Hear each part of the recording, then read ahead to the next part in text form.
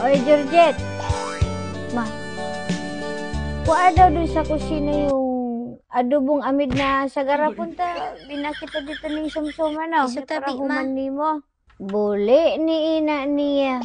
Brown out na naman na ibingan niya, no? Agusto pa sana. Baga na kita dito Christmas light. Patay sindi ang ilaw. Kumukuti-kutita. Buli ni ina niya.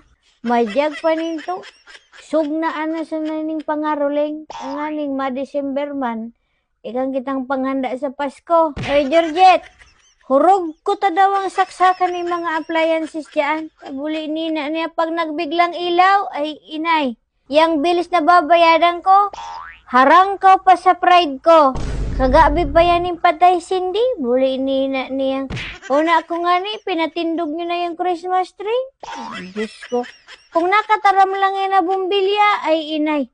Kusa na na nagputok. May na mapakundangan yung patay sindi ka, kauruyag yung gamit ko.